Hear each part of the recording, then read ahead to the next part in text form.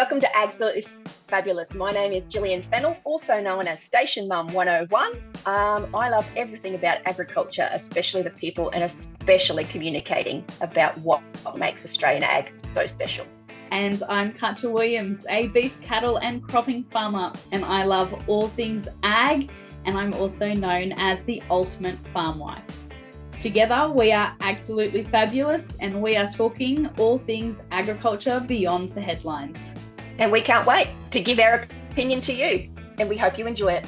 So let's get into today's episode.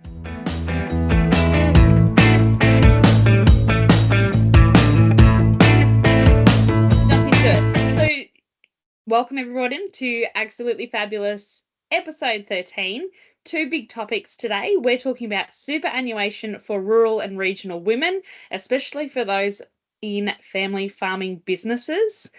And we're also going to be talking about an extension from last week's topic, applying for jobs on farms and stations, because it's coming to that time of the year when lots of school leavers are looking for station jobs, lots of people are looking for their gap year, and others are just wanting a change of pace and a change of scenery. So we're going to jump into those topics today, but first we're going to start with a little bit of chit chat. Gillian's going to start us off because she's been doing some really exciting things this week. I am in Tamworth at the moment. I have been today at the Cattle Australia Cattle Connect event. Yesterday went to the Meat and Livestock Australia AGM, which has all been very boring, but some of it's lots of good fun, lots of networking, catching up with people I haven't seen for a long time, and learning about what's happening in the industry, what is going to be happening in the next few years, what our focus is going to be. So heads up, we're going to be talking a lot about methane, the methane enteric cycle, carbon sequestration on farm. All those sorts of things are big ticket items that a lot of our industry groups are looking at. And yeah, it's been a big couple of days. So, and what have you been up to, Katja? We've nearly got some exciting news coming from you. Very nearly. Oh, very nearly. We're not far off the due date for Bub, so everything seems to be progressing nicely on that angle.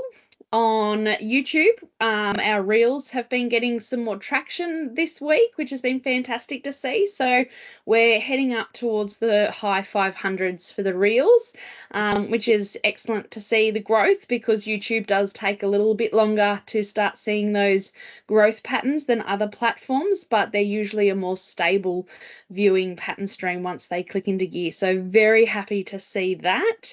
So if you are wanting to see a lot more reels that don't necessarily make it across to our social media channels, that's the best place to go across. It's the video podcast as well, so you get to see our pretty faces.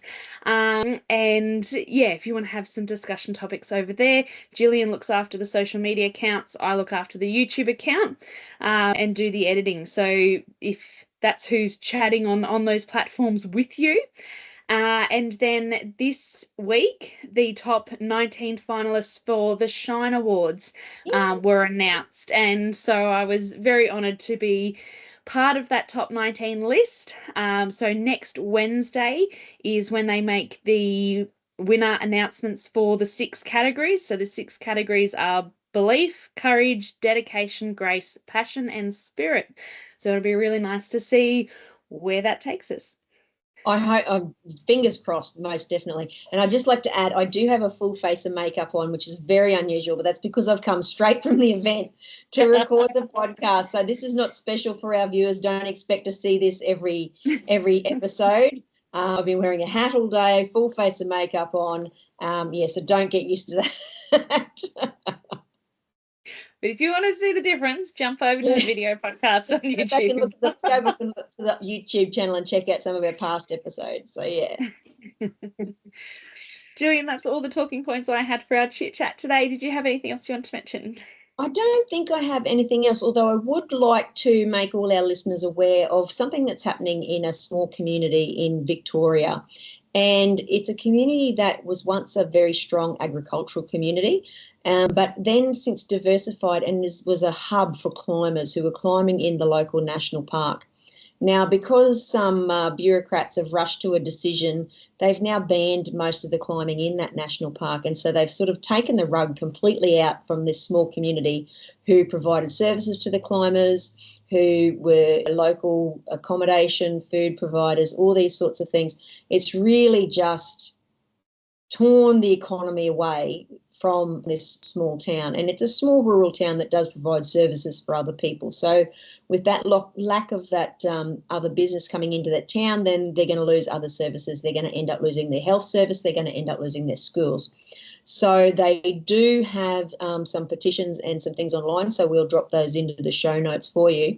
But please just go and have a look and read about what's been done to that community, and make your views known. There are petitions and letters that you can write. So it's not fair that any rural community has their livelihood taken away overnight. We've seen it happen with the live sheep exports. Now we're seeing it happen with intervention in how public spaces can be used by the local community and by visitors. So we just really need to generate some support for these sorts of rural communities that have to suffer from decisions made by people who don't have to live with the consequences. Yeah, absolutely. And our hearts go out to that community because it's always devastating to hear that news. So topic number 1, superannuation for farmers. So this came to us through a Grazie Her magazine article, which came out last week, and they stated that we do need to start having more conversations around women and superannuation, which I completely agree with. I think absolutely we need to be talking about this. In their article, they quoted that 1 in 3 Australian women retire without any superannuation, and those who do have superannuation make less than their male counterparts due to wages. But I also think if we're bringing it back to family farming enterprises, it's also because once we don't have off-farm income, no one's paying superannuation. The superannuation usually lays with, oh, we'll sell some extra stock, or we'll sell a land package, or we'll do something else. That's our, I guess, what you would call their self-managed super fund as part of their assets that they already own. But that also means that for a majority of us, superannuation is also our, if we get severely injured, if we die, that's our funeral cost, that's our health insurance, all that sort of things that link back in that the farm doesn't necessarily pay for us. So I do think it's a really important conversation to take the article as a jumping off point to talk about this. What did you think, Gillian? Yeah, it goes back to those first couple of episodes that we did. So you should go back and listen to those about the inequity that a lot of women in farming enterprises face because they're not paid for their contribution. They're often not part of they're not an asset holder as such. They're excluded from all of these sorts of things, yet they don't have the capacity to go and earn individual off-farm income because they have a job, but it's just an unpaid job. Yeah. And we would like to think about farming's come so far in the past 50 years, and in a sense that it has, but a lot of farming families don't even pay the landholders super, like nobody's paying themselves super because I don't know whether they don't see the value in it or because cash is tight or all these sorts of things. We need to get serious about looking after the people in the industry because you want to talk about resilience and sustainability. If you're removed from the industry because you've had an accident or because you can't afford literally to participate in this anymore, you're not getting paid what you earn, we need to get serious about running it like a proper business. Like it's not a hobby farm. This isn't a hobby. This is people's lives we're talking about. Not everyone is in a position to inherit.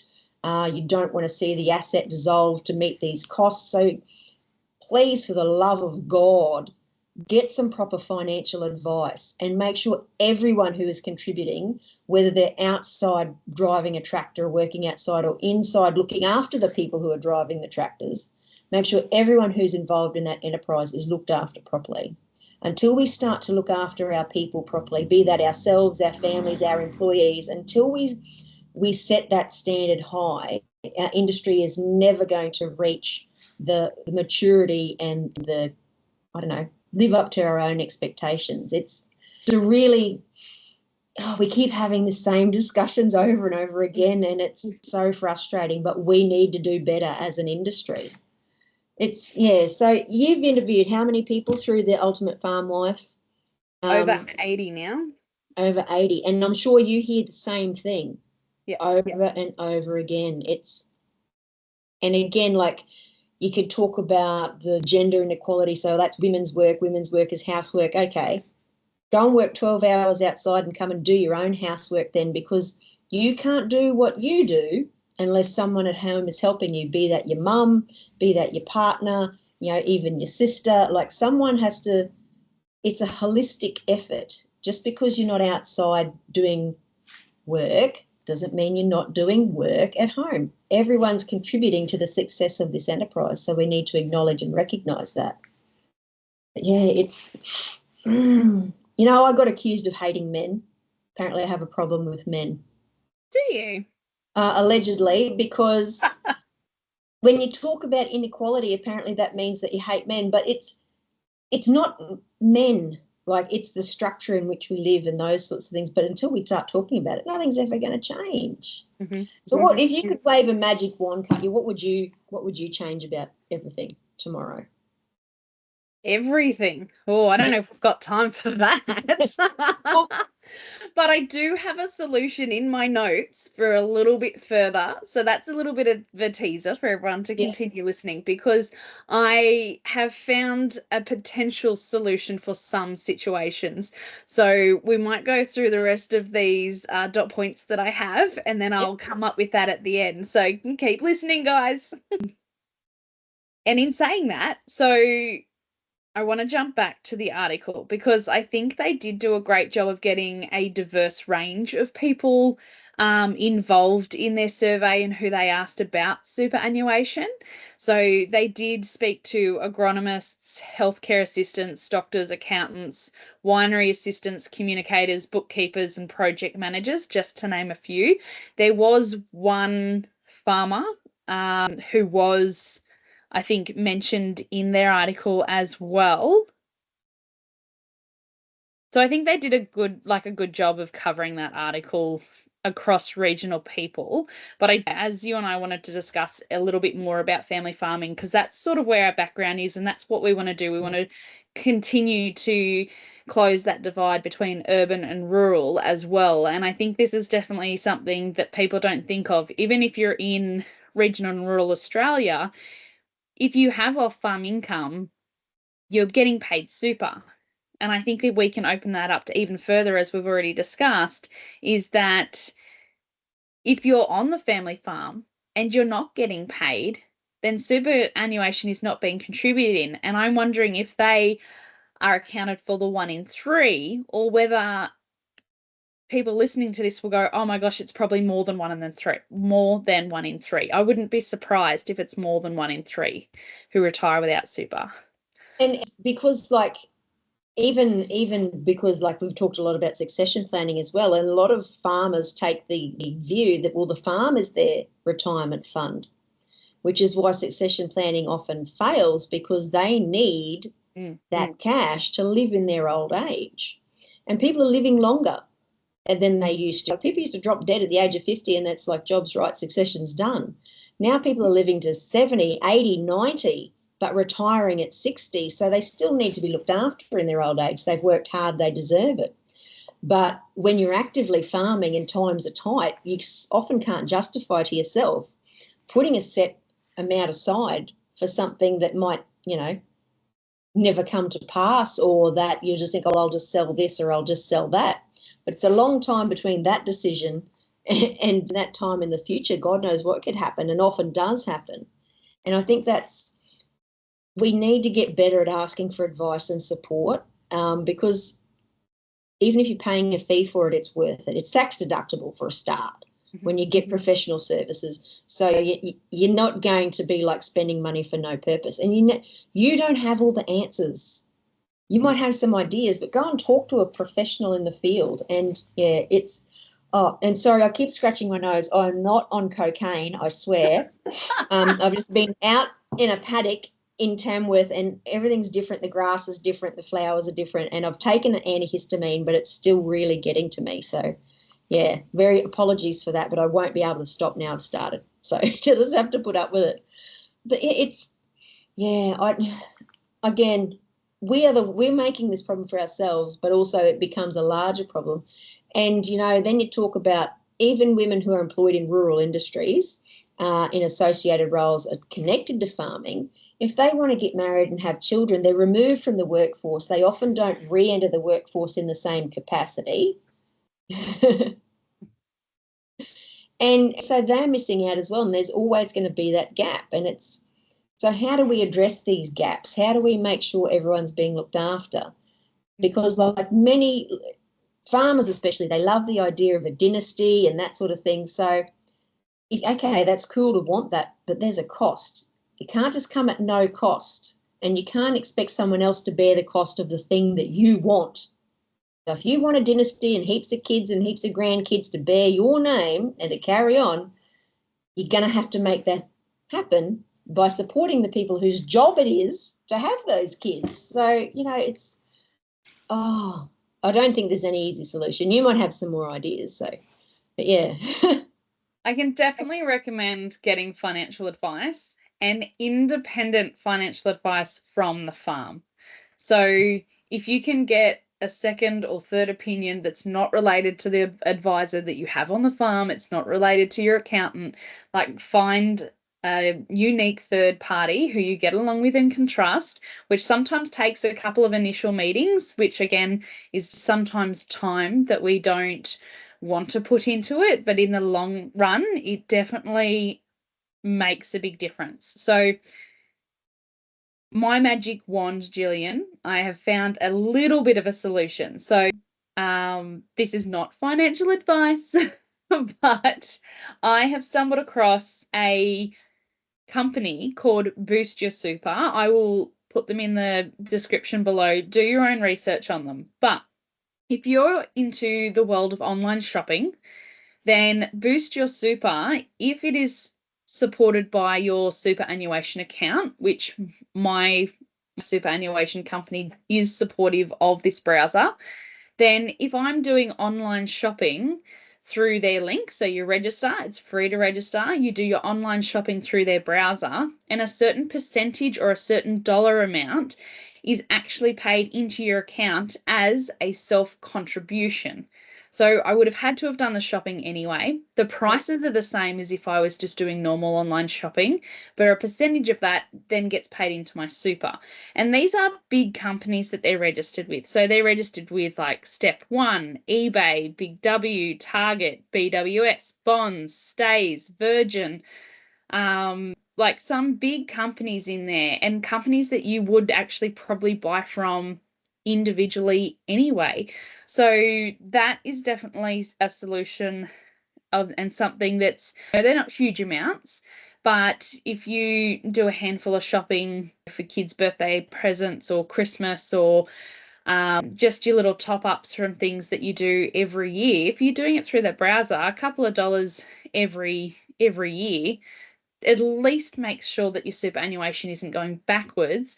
But if you are wanting to build towards self-managed super fund or being able to take loans against your superannuation, which some banks and other loans companies will do now, you need to be up around that 200,000. And that's probably, if you're not being paid through an external company and you're not being able to get payments from the farm to contribute to your super, then that's a really good way to be able to start doing a couple of dollars at a time and just working towards it, because anything like this is going to be over the long term. So over the long term, it's going to benefit. Yeah, and and again, I come back to that. I hate the fact that we, and especially we as women, are sort of reduced to this sort of like, I save my birthday money, put my birthday money in my super, that sort of thing, because of the inequalities that exist. But you have to look out for yourself. Like, if this is going to help you, then by all means, look into it and see it. And yes, get that independent to the farm financial advice. And I think we have to stop being ashamed of talking about our situations with our advisors, because we have to trust them. And unless we're telling them openly, honestly, what is actually going on and the state of affairs, they can't give us accurate advice. Mm-hmm. So that's why it's really important to find someone that you trust and can work with, because this is a long-term thing. It's going to take a long time to get yourself into the financial position, or even not even that you want to be in, but to improve where you are, because anything could happen tomorrow, but you need that solid advice. So you need to trust them. And yeah, there's probably, I dare say there would be support groups and financial women's groups on Facebook and those sorts of things, and that's fine, but always back it up with qualified advice from someone. Even if you have to pay for it, at least then you've got some recourse if it goes terribly wrong. Yes. Yeah, absolutely. So guys, what do you think about superannuation? And jump on our social tiles this week, have your say, jump on the YouTube channel, listen to some of the reels. We're going to pull some segments out as well for this. It's worth having a chat. Thanks, Crazy Her Magazine, for starting the conversation, because I don't think I've really seen an article about regional and rural women and superannuation before, let alone talking about farming women and superannuation. So thanks for starting that conversation. Absolutely, we should be talking about it so much more, because I would guarantee that a lot of people would not have even thought twice about it previously. And it's one of those things that you put in the too hard basket, because for some people, again, it depends on the way you're raised. Finances are one of those things you don't talk about. That's private business. You don't discuss it. And even you don't talk about it at home, because that might have been your dad's responsibility to look after, or you were raised that that's the husband's job to look after it. But we have to be smarter, because, there's a lot of women who end up with nothing in the end. And that's unconscionable that we end up in those positions. So don't stop being embarrassed about talking about how you're paid and how much money you have and what you're doing, and just share and find yourself a good advisor that you can trust and rely on. Absolutely. So that browser and company was my magic wand, because it's something I stumbled across. But did you have a magic wand scenario or something that you would change, Gillian? Oh, look, there's many things that I'd like to change about these different scenarios, but I would just like to see a societal shift towards recognising the work that women, because unless something rapidly changes, men can't have babies, right? We are essential for the future of life on this planet as women. We need to be acknowledged and recognised that we serve a unique purpose for that. That's not our only purpose, and you may not choose to do that. That's fine. That's your business. But if you expect us to take time out of earning money and looking after ourselves to raise the next generation, that's work. That's a job. That's a job that men can't do. So women need to be looked after and provided for while they do that job. So that's what I would like to see happen. Absolutely agree with you on that one. So that takes us to mid-episode, where we usually talk about socials updates. So do you have an update from our socials? Updates, our socials have been because I've been very in the air a lot and not in mobile coverage for a lot of it. But we do have an Ag Fab of the week, and that is Annabelle Brayley, who is from Charleville, near Charleville in Queensland, and she is also an author. So look her up. She's written some amazing books, but she is a great champion of the podcast. She always shares and encourages her friends to listen and download. So Annabelle, you are our Ag Fab of the week. And I know where to find you. So when I have something to give to you, I will post it to you, I promise. Thank you, Annabelle. Gillian, was there any questions that came up on the socials that we might have some time to answer? I didn't see any questions, but we spoke about before about the rural community that is being unfairly impacted by bureaucratic decisions. That came to us through social media. So we're always happy to highlight and talk about things that are important to you and your community, because rural communities often don't get the same reach and voice that others do. And if it's important to you, then we would like to hear about it. Even if it's something that's really positive, if something really cool is happening in your town and you would like to have a shout out to people who are doing good work in your town, the local CWA or the Pony Club or whoever, let us know. We'll quite happily celebrate them, because they often don't get to hear their names mentioned on a podcast and on a YouTube channel. And that might be a really good buzz for them. They might really enjoy that. Yeah, absolutely. Keep sending those through, everybody. We love interacting with you on whatever platform you are finding us on, and we love getting recommendations and little shout outs. So absolutely 100% agree on that. So let's jump into topic number 2, which is about getting a job on farm and station. Gillian, did you want to kick us off on this one? Well, if you listened last week, you'd know my views on taking your dogs. Please don't take your dog unless it's a working dog and you have permission from the station owner.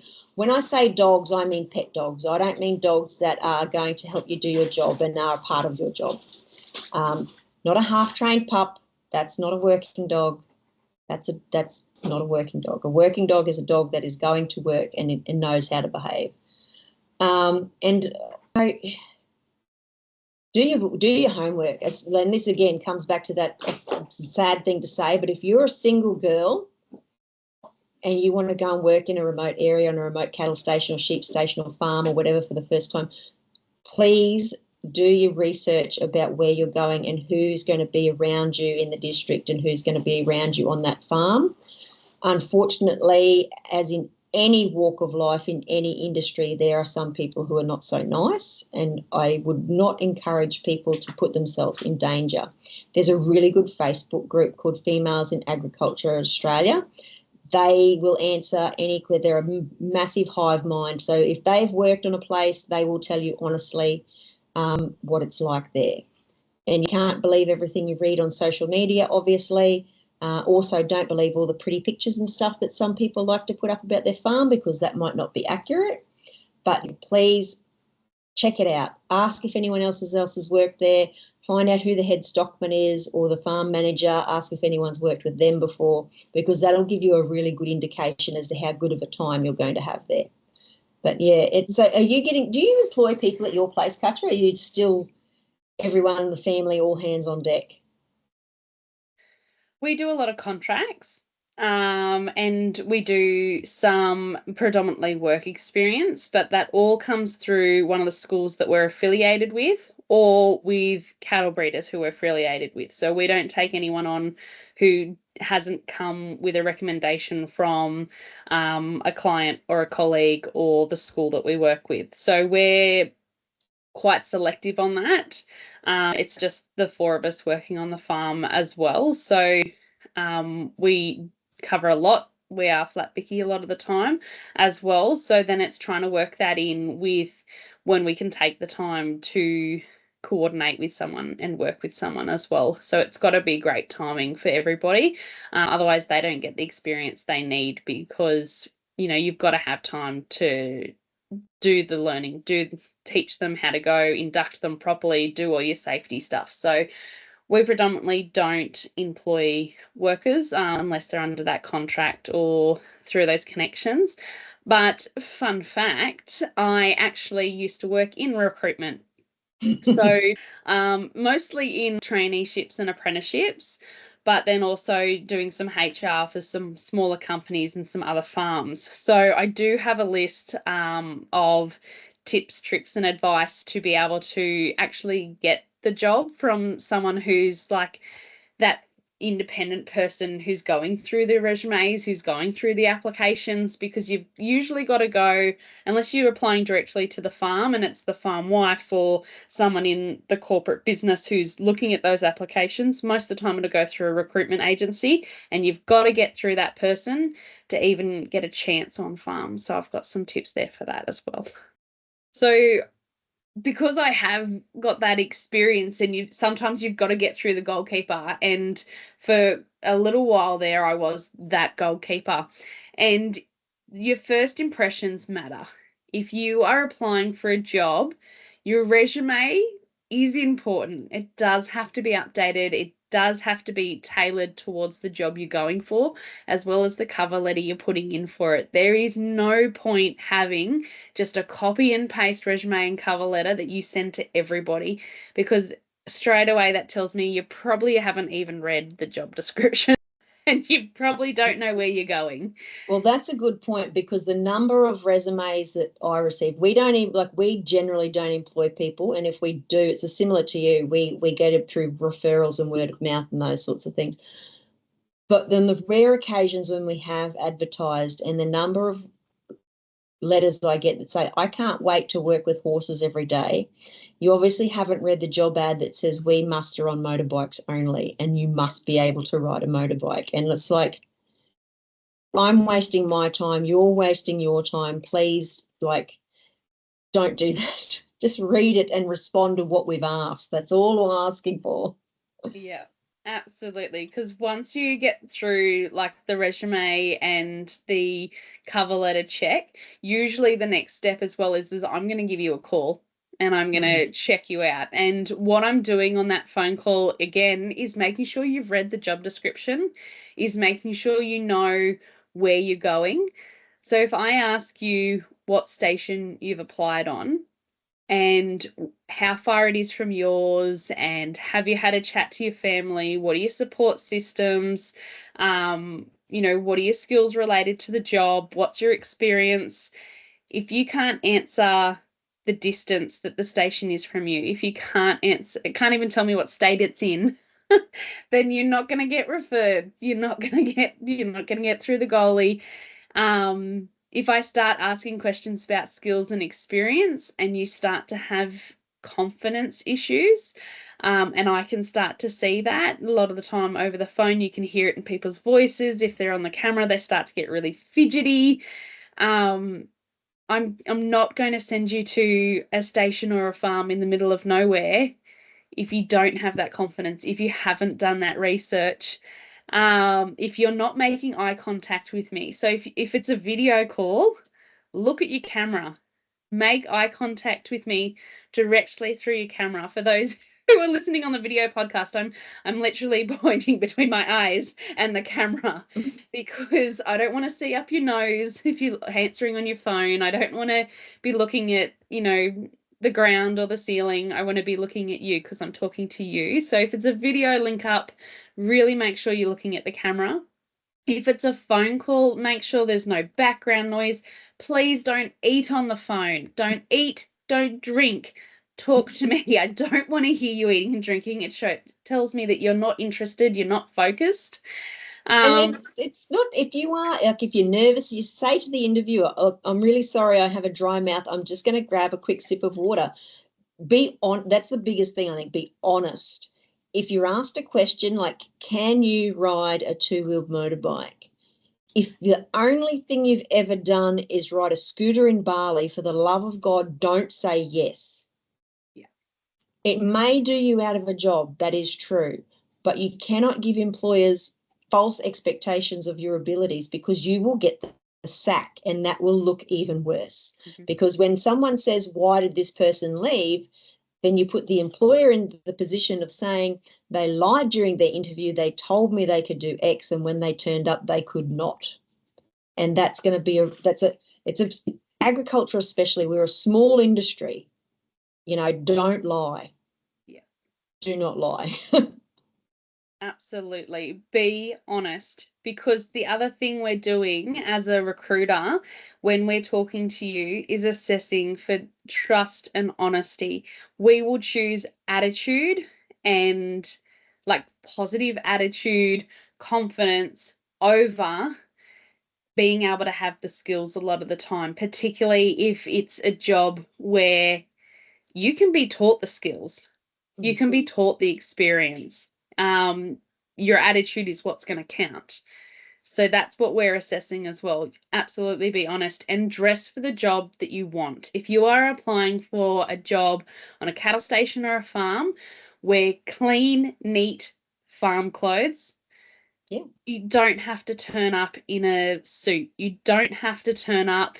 Please don't turn up in a mini skirt if you're applying for a job on station or farm. Oh, can I tell you something? I've often advertised for home help and governess help and babysitters and those sorts of things. And a lot of that's done via Facebook pages and those sorts of things. And I think I know where this is going. I will not hire you if I can see your ass or your boobs in any of the photos you have online, not on your personal Instagram page or whatever, knock yourself out. But if it's in the job wanted section and you've got your boobs out or your the kissy face, or your duck face, yeah. or it's an Instagram filter with the puppy dog ears, and that's what you're using to advertise as a prospective employee, I will not even click on you. Like, if do what you want to do on your personal Instagram page or TikTok or whatever it is that you've got, that's fine. But if you're like saying, I'd like to come and work for you, and your picture that you put up on is like, boobies out. For those who aren't watching on the video podcast, Gillian is pulling lots of different faces and doing lots of different hand movements. So we've had the 2 fingers peace up, we've had the animal filters, we've had the duck face, we've had all sorts of things. So those who are watching on the video podcast love that. This is the one occasion where I would recommend going onto YouTube and watching the podcast. But yeah, it's like, and I know this might be your first time that you're putting yourself out there. You're a young person, I appreciate all that. But also you have to understand that the people who are looking at you are going to look at you and judge you. And that might not be fair, but that is real life. So if you dress for the job that you want, wear work clothes. I don't care. Wear a T-shirt and shorts. That's fine. But, club wear or anything in a photo to a prospective employer, probably not really appropriate. Unless you want to go and work in a nightclub, then it would be very appropriate. But you're usually going to work in someone's home. So just be mindful of that.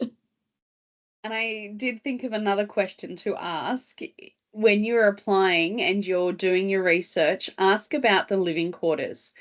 We've mentioned previous living quarters setups in other episodes that we've done, but sometimes you're in a dorm and you're in mixed bathrooms, so you need to also be happy and confident that that may be the living situation you're in. And I'm sure there are plenty other farms and stations where that's not the case, but ask. Definitely ask. And if you're concerned, this is a big thing, you need to feel safe and happy and confident in your living arrangements. You might be a long way from home for the first time. You'll be living with strangers. They won't be strangers after a couple of weeks or a couple of months, but you'll be with strangers. So you need to feel safe in your workplace because that's your right. Yeah. And so ask for photos of the bathrooms. Ask for photos of where you'll be sleeping. I don't mean in the stock camp, because if you are going into that sort of environment, you'll be sleeping on a camp stretcher under a tree with everybody else, like everyone's in the same situation. But when you're on stay at the station, what's the living scenario like? We have accommodation. It's essentially a house. So you will have, if we do employ, 2 people at the same time, you'll be sharing that house like flatmates, but you need to be comfortable with that. And ask about whether all these things exist.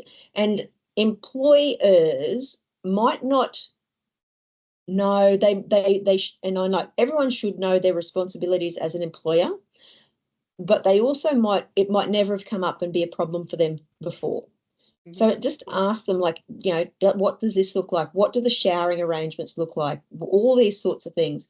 And then you can double check by going into one of those supportive Facebook groups and saying, is this the case? Are there locks on the bathroom doors? Those sorts of things. Because like everywhere else in life, and it's not necessarily that people are going to try and hurt you, but some people will think it's funny to, throw frogs on you while you're in the shower, or, to kick the shower door in and think it's a great laugh. Because let's be honest, a lot of these people are very young. Their frontal lobes aren't completely developed yet. They make stupid decisions on a daily basis. And it's not necessarily to harm people, but you want to make sure that you can be safe and comfortable where you live and work. And that will really help you make those connections for life. Like, I still have lots of friends who have met life partners on stations, who have made life friends, who still talk years later, decades later, to those who have had them on farm and station for work or their gap year or wherever. So if you are confident, if you are happy, if you know the situation that you're walking into, the expectations are going to be so much better for your experience. I did also want to do a shout out to Diddy Marie. I'm going to tag them in the description below as well. But they are run by two beautiful sisters. One's based here in Dubbo with me, and the other is on station. She's actually a chopper pilot. And their website has Jillaroo journals, so you can read stories from other Jillaroos who have been there, done that, family members who have gone on station and visited their family members while they've been there. But they also have a really great information pack, and they sell station and farm essential kits. So if part of the job means that you have to go with your own pliers or your own radio pack or your own water bag, your own water bottle, something like that, then check out their packs. They have information packs as well. They've got pocket journals. And one thing that's really important on station is sun care. You do need to look after your skin. You do need to look after your self-care. So they've got some great resources and great packs for that as well. So whether that's just anything from your sunscreen to your lip balm, or even, you know, some gloves, things like that, they make a big difference. I remember when I first came to the farm, my hands used to get so burnt from being on the bike all day. So whether you're buying bush mitts or Farm Her Hands or whatever brand these guys are selling as well, makes a big difference, because otherwise your hands, I'm holding my hands up for those watching the video, they age super quick. Same as the V and neck. So Fee from Apple Tree Flats, I absolutely love her. Can't think of the names. Kerchiefs. Yep. You put them down the collar of your neck, like it covers your neck, so you can have your collar popped and get some airflow and things going, but still be sun safe. Anything like that is going to make such a big difference. And if you're working in the stockyards and you're not used to the dust, or you don't want to get used to the dust, you can actually pull your kerchief up when you're in the yards to cover your nose and mouth so you're not breathing in the dust. And then when you get out of the yards, you pull it back down.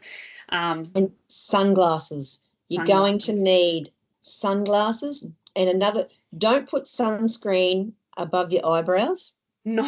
Pull your hat down, because what happens is you sweat like crazy, and then all the sunscreen goes down into your eyes and your eyes burn all day, and then your eyes are watering, so you get more dust stuck in your eyes. And you were talking about your hands. Even in wintertime, when the sun's not that strong, I used to get cracked across the back of the knuckles from the cold air. And then it's so painful. And you hear a lot about ladies who work in the dairy industry, because they have to be constantly washing their hands, and their hands are constantly wet. Like, they get such terrible skin problems. And so, you know, talk to other people who are already working in their industry and ask for their tips and tricks, because one helpful thing I will tell you that a lot of girls don't consider when they go out on station and stuff like that is their knickers. Because I'll tell you why. If you're on a horse all day or on a motorbike and your knickers don't fit you properly, you are going to get the worst case of chafe you have ever had in your entire life. So that's why you've seen a lot in recent years, those long, like, not boy leg knickers, because they will still ride up the crack of your bum while you're doing whatever it is you do. Proper, like, they're like thigh length, but they're knickers. They won't ride up. They won't cut because, like, especially when you're sitting in a saddle all day, they won't cut into the cheek of your bum. And so, yeah, pay real attention to what knickers you take and pack, and don't wear synthetics. I promise you, girls, please don't. No one is going to care what your knickers look like. Please be comfortable. Please look after your lady parts. Don't wear synthetics. I know a lot of girls like to wear G-strings when they're on the bike or on the horse, because then they don't get the cutting into their bum cheeks, but I don't think that's going to be great for you either. Don't wear lace. Yeah, don't wear lace. Cotton, good solid cotton knickers. It's not sexy, but you're at work, so please be comfortable. And there's all, like, we could have another whole session, I think, on period care in remote areas. Like, how do you look after your sexual health in remote areas? All these sorts of conversations that need to be had, that we're not, like birth control in remote areas, and all these different sorts of things, because young people are young people. You put boys and girls together, like, that's what's going to happen. Like, and I know they say there's rules about sleeping with your staff members, and like, oh, no, I don't sleep with my staff members. That's disgusting and probably illegal. But don't sleep with the people you work with and all those sorts of things. But again, frontal lobe not fully developed, making not great decisions from time to time. Throw a bit of alcohol in there. So yeah, maybe that's another thing we need to have, is talk about, like, frank and open discussion about those sorts of things. I'm old as shit. I will answer any embarrassing question. I don't care anymore, to be honest. Like, I will answer anything. And if it saves one person from having an embarrassing moment or having to make an emergency run to the flying doctor because they have an incredible infection in a very uncomfortable place, I will talk about that. So yeah, let us know if you'd like us to have that discussion on your behalf.